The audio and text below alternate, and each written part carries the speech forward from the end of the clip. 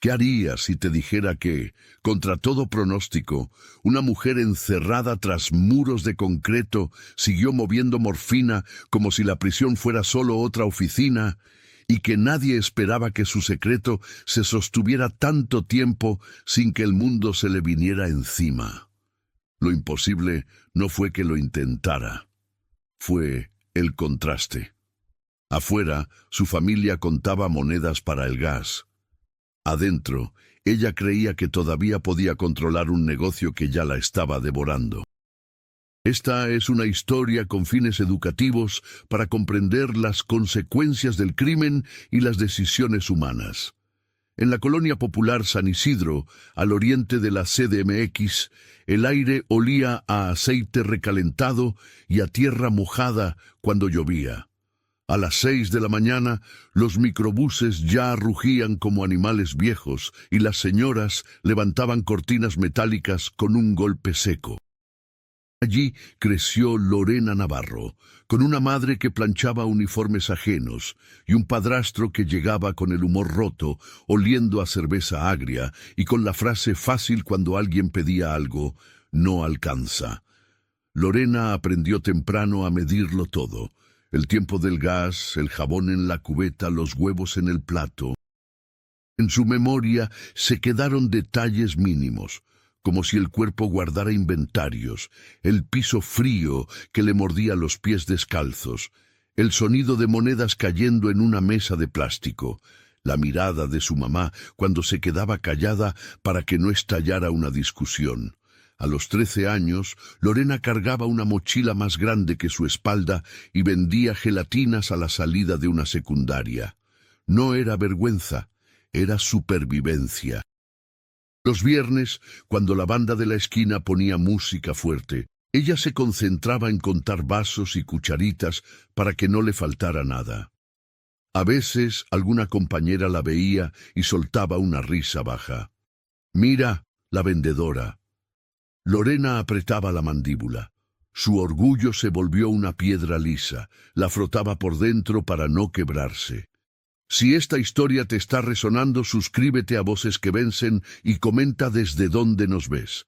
Tu apoyo nos impulsa a seguir compartiendo estas voces. El problema no llegó como un rayo, llegó como humedad. Primero fue el padrastro, Mauricio Vargas, que se gastaba el dinero en apuestas para recuperar. Luego la renta que subió porque sí. Luego la madre, Beatriz Morales, con dolores en las manos por planchar 12 horas y dormir 4. Cuando Lorena cumplió 16, su mamá enfermó de los pulmones tras una temporada de gripa mal cuidada y trabajo encima. Los medicamentos en el centro de salud llegaban tarde, o a veces no llegaban. Lorena empezó a faltar a la escuela por acompañarla a consultas, filas, papeleo, la misma frase que a ella le sonaba como portazo: «Regrese mañana». En ese ir y venir conoció a Arturo Camacho, un hombre de 30 y tantos que parecía saber moverse por pasillos como quien conoce a todos. No se vestía con lujo, pero su ropa siempre estaba limpia y traía un perfume barato que se imponía al olor a desinfectante. Arturo le habló con esa seguridad que hipnotiza cuando uno está cansado. «Mira, yo te puedo conseguir lo que necesitas, pero no es gratis. Tú también puedes ganar». Al principio Lorena rechazó. Se lo dijo con firmeza. Arturo no insistió en ese momento. Sonrió como si hubiera escuchado un «todavía no». La primera vez que Lorena aceptó fue por desesperación, no por ambición. Su mamá tosió sangre una madrugada. Lorena salió corriendo, sintiendo que el corazón le pegaba en las costillas. La ambulancia tardó, y en el hospital le pidieron estudios y medicamentos que no cubrían. Lorena vio un monto escrito en un papel, una cifra que para otros sería un gasto. Para ella era una pared. Volvió a casa con los ojos secos, como si ya no le quedaran lágrimas. Al día siguiente Arturo apareció casualmente afuera del mercado. «¿Cómo sigue tu mamá?», preguntó, y esa pregunta exacta, en esa hora exacta, le abrió un hueco en la voluntad. El trabajo era simple en apariencia: entregar bolsitas pequeñas con ampolletas a una mujer en una farmacia de barrio y recibir un sobre. Arturo le dijo que era medicina que falta, que había gente que la necesitaba. Lorena, sin saber todavía lo que se estaba tragando, se contó una mentira para poder respirar. Es para ayudar. La primera entrega le dejó 1.500 pesos. Lorena regresó a casa con el sobre escondido en la calceta, temblándole las manos. Con eso compró parte de los medicamentos de Beatriz. Esa noche, mientras su mamá dormía, Lorena miró el techo y sintió algo peor que miedo: alivio. Y el alivio, cuando llega mezclado con culpa, se vuelve adicción emocional. Con el tiempo supo el nombre real de lo que movía: morfina. Aprendió a distinguir las cajas, los sellos, los lotes. Aprendió también las reglas no escritas: no hacer preguntas, no hablar por teléfono de más, no confiar en nadie. Arturo la introdujo con otros: un chofer, Rubén Soto, y una mujer de manos rápidas llamada Mónica Paredes, que le enseñó a guardar ampolletas en la pretina sin que se notara. Lorena no era tonta. Entendió que aquello no era ayuda. Era un delito, y además era veneno para alguien. Pero la realidad le apretaba el cuello cada vez que Beatriz no podía respirar bien. Lorena no se veía como criminal, se veía como hija. Los meses se volvieron una vida paralela. En la mañana, Lorena llevaba a su mamá al centro de salud. En la tarde, entregaba paquetes. A veces, al volver, veía un altar improvisado con veladoras en la esquina. Un muchacho muerto. Se pasó, decían. Lorena caminaba rápido, con la mirada al suelo, sintiendo que algo la señalaba aunque nadie la mirara. La morfina dejó de ser una palabra y se convirtió en una sombra que pagaba cuentas. El agravamiento llegó cuando Arturo quiso más. Ya sabes hacerlo, Lorena. Eres buena. Échale ganas y subimos el nivel. No era una frase motivacional, era amenaza disfrazada. Empezaron a pedirle que hiciera viajes a Puebla, a Toluca, a veces a Querétaro. Cajas en compartimentos de mochilas, sobres en bolsas de pan dulce, ampolletas envueltas en calcetines limpios. Lorena no dormía bien. Soñaba con sirenas, con puertas cerrándose, con su madre tosiendo. En un viaje a Guadalajara, el calor le pegó como una bofetada al salir de la central. Era verano. El pavimento parecía hervir. Se reunió con un contacto en una colonia de casas apretadas y al regresar, en un retén, un policía le pidió abrir la mochila. Lorena sintió que el cuerpo se le volvía agua. Las manos le sudaron tanto que casi no podía jalar el cierre. En ese segundo, el destino se sostuvo de un hilo. El policía miró, movió ropa y por un milagro cruel, porque no era un milagro, era azar, no encontró el doble fondo. Le devolvió la mochila con indiferencia. Lorena se bajó del camión con ganas de vomitar. Ese día pudo haber terminado todo, y sin embargo regresó. La primera esperanza apareció en forma de alguien que no la juzgó de inmediato. En el hospital, una trabajadora social llamada Silvia Ríos la vio desvelada, con ojeras moradas, y le habló bajito. Hay apoyos, pero tienes que insistir, y tienes que cuidar tu vida también. Silvia le explicó trámites, le dio direcciones, le escribió en una hoja los horarios correctos para evitar vueltas inútiles. Lorena sintió por primera vez en mucho tiempo que alguien le extendía una cuerda para salir del pozo. Pero esa cuerda competía contra otra, la cuerda del dinero rápido. Lorena intentó salirse, se lo dijo a Arturo, temblando pero firme. Ya no quiero. Mi mamá está mejorando, voy a buscar otra cosa. Arturo la miró como se mira a alguien que no entiende el juego. ¿Y lo que debes? ¿Y lo que sabes? No seas ingenua, nadie se sale así. Luego, con una voz más baja, soltó la frase que la paralizó. Tu mamá sale todos los días a comprar pan, ¿verdad? Ahí se rompió la ilusión. Ya no era por mi mamá, era por miedo. Lorena siguió moviendo morfina no porque quisiera, sino porque la tenían tomada del cuello. La caída fue inevitable. En la CDMX, una operación de la Fiscalía desarmó una cadena de farmacias que vendían medicamentos controlados sin receta. Una tarde, al salir de un local cerca de Iztapalapa, Lorena vio una camioneta sin placas y a hombres que no parecían clientes. «Señorita Lorena Navarro, ¿verdad?», dijo uno. No levantó la voz. No necesitó. Le leyeron sus derechos, le pusieron esposas. El metal estaba frío, y esa frialdad le subió por los brazos como una corriente.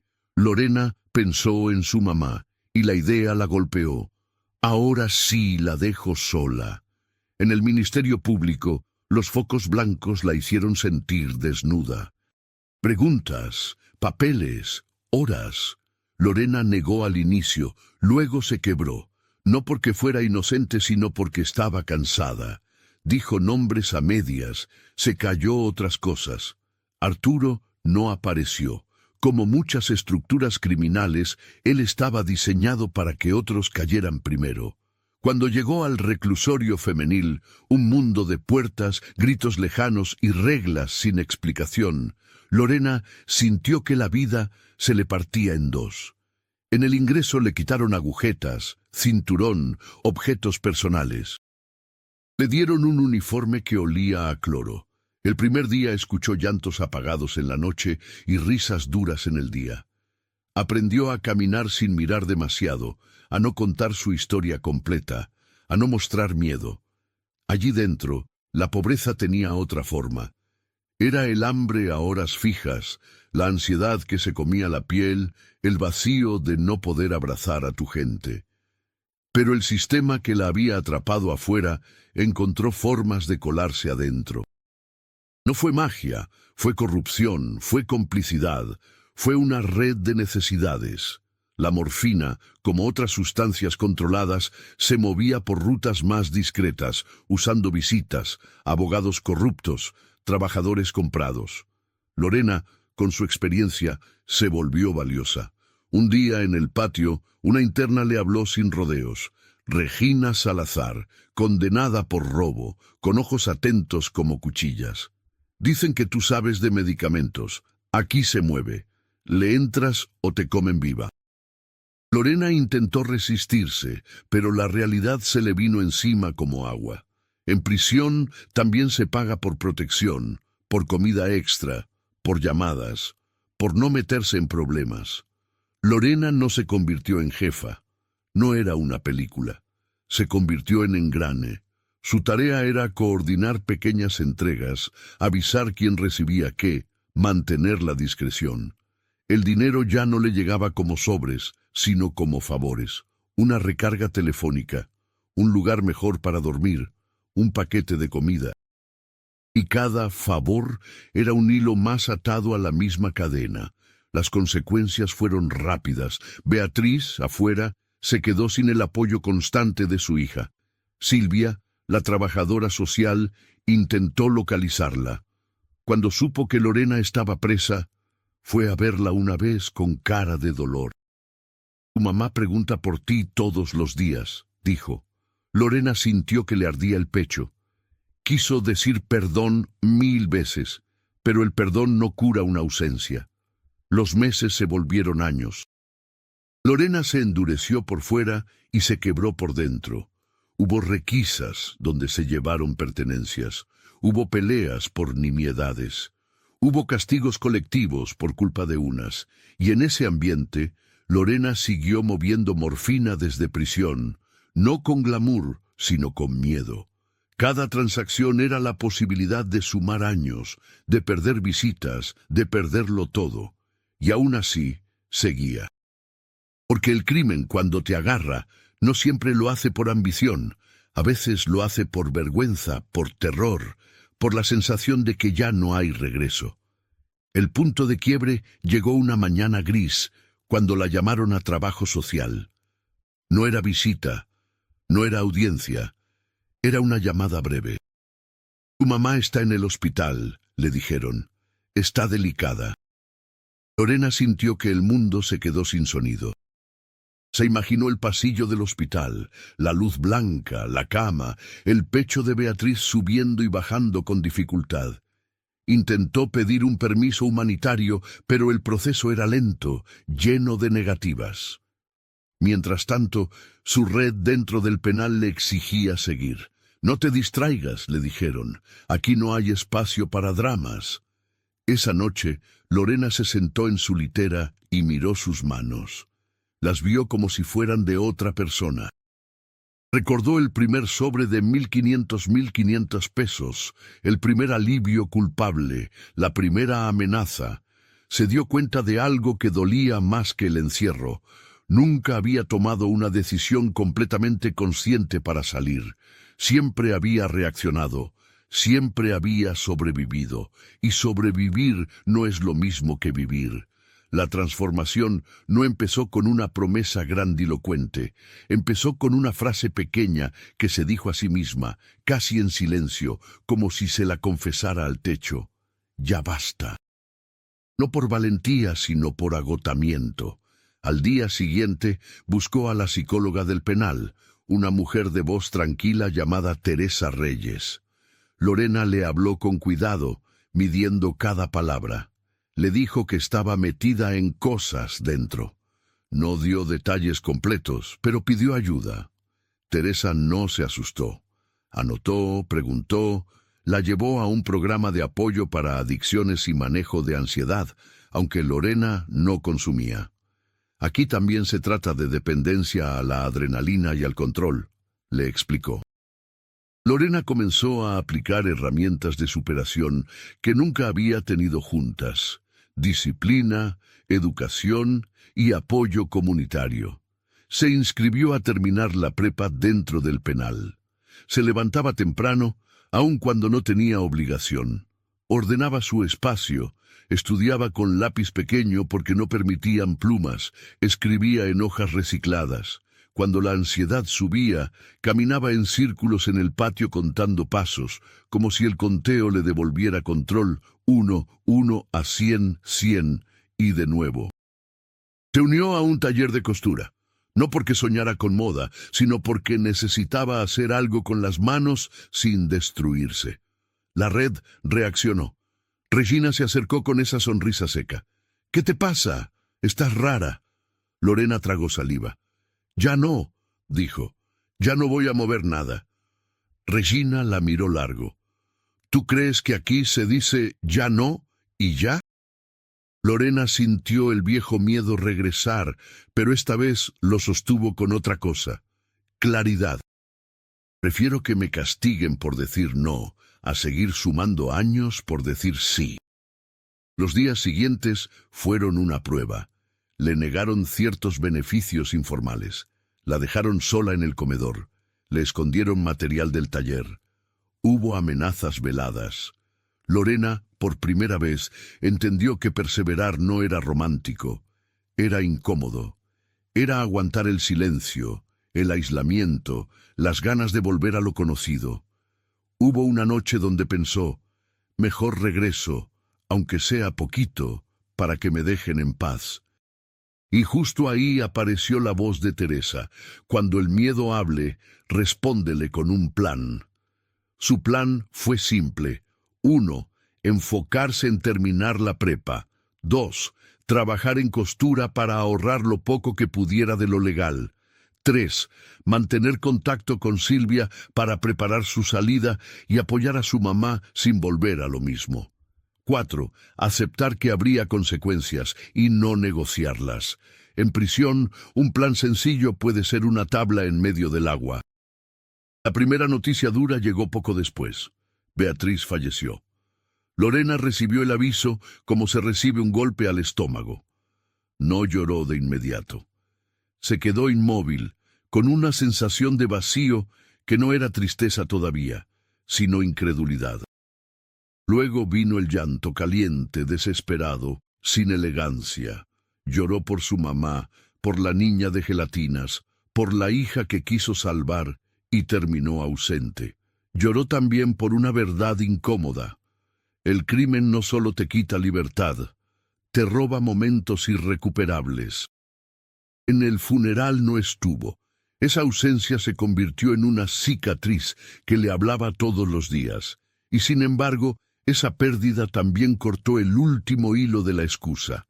Ya no podía decir, lo hice por ella. Ahora tenía que decir la verdad. Lo hice porque no vi otra salida y porque tuve miedo. Aceptarlo fue su inicio real. Pasaron los años. Lorena obtuvo certificados. Primaria terminada formalmente, secundaria acreditada, prepa avanzada. Aprendió nociones básicas de contabilidad en un curso interno. Leyó sobre farmacodependencia y sobre el mercado negro de medicamentos. No para perfeccionar nada, sino para entender el daño. Descubrió testimonios de familias que perdieron a alguien por sobredosis o por medicamentos adulterados. Cada historia le caía como agua helada. En su cabeza se repetía una frase mantra: si yo participé, yo también soy responsable. Cuando le tocó audiencia para revisión de conducta, su expediente mostraba avances, pero también sombras, sanciones antiguas, vínculos pasados.